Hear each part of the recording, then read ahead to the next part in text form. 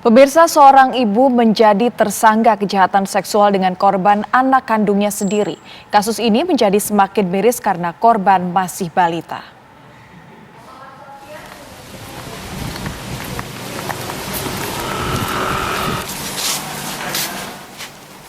Polisi menangkap seorang ibu di Kecamatan Bolo, Kabupaten Bima, Nusa Tenggara Barat.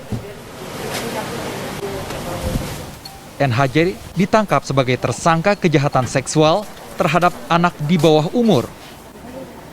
Yang menjadi korban adalah anak kandung tersangka sendiri yang baru berusia 2 tahun.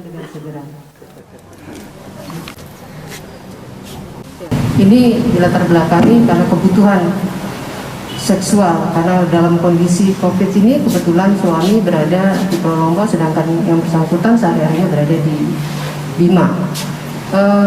Mungkin kita tidak secara gamblang menyampaikan bagaimana tindakan yang dilakukan. Yang pasti dengan alat bukti yang sudah kami dapatkan, termasuk kami juga sudah melakukan analisa terhadap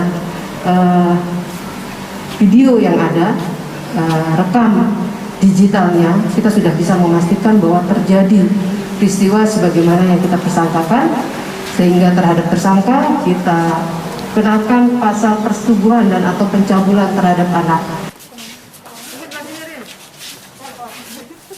Kasus terungkap setelah kakak korban memperlihatkan video ibunya sedang menjahati adik balitanya.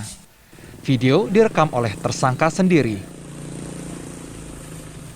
Dari Mataram, Nusa Tenggara Barat, Herman Zuhdi, Rahmatul Kautsar, TV One mengabarkan. Pemirsa, polisi menangkap seorang ibu di Kecamatan Bolo, Kabupaten Bima. Ia ditangkap sebagai tersangka kejahatan seksual terhadap anak di bawah umur. Dan untuk menanggapi kasus ini kita telah terhubung dengan Wakil Ketua KPAI, Rita Pranawati. Baik, selamat pagi Ibu Rita. Seperti apa tanggapan dan juga sikap dari KPAI melihat kasus ini? Iya, selamat pagi Mbak Maria. Tentu kita sangat sedih ada kasus seorang ibu yang melakukan pencabulan kepada anak kandungnya sendiri. Tentu ini di luar nalar logika kemanusiaan. Seharusnya ibu memiliki tanggung jawab untuk melindungi, apalagi karena bapaknya tidak ada.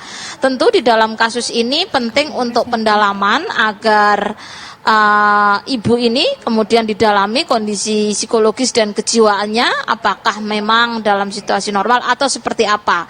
Ini penting untuk pendalaman agar kita juga tahu sebenarnya motifnya dan sebenarnya apa yang terjadi. Itu yang pertama. Yang kedua terkait dengan hukuman, saya kira karena kalau orang tua maka akan ada pemberatan sepertiga. Jika memang kondisinya normal maka kepada tersangka dapat dikenakan tambahan pemberatan sepertiga karena yang bersangkutan adalah penanggung jawab pengasuhan. Ini menjadi penting dan saya kira di era pandemi memang tidak mudah, kasus-kasus kekerasan juga meningkat, relasi sosial dengan tetangga itu menjadi penting sehingga kemudian hal-hal seperti ini tidak terjadi, termasuk di dalam konteks pengasuhan ini meskipun COVID dengan protokol kesehatan untuk saling tetap menjaga. Baik.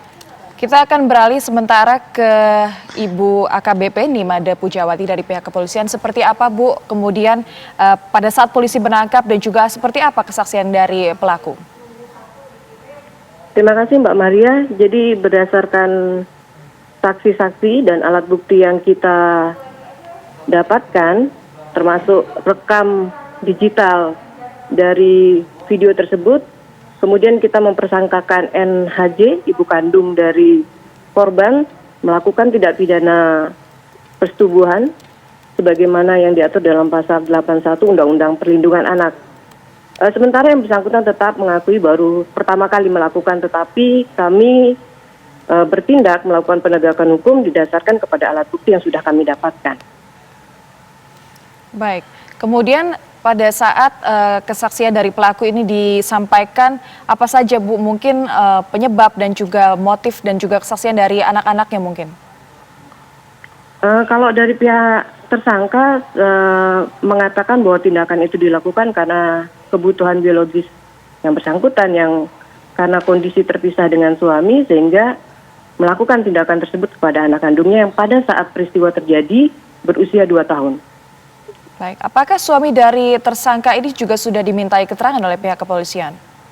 Sudah kita lakukan pemeriksaan terhadap beberapa saksi termasuk dari suami tersangka.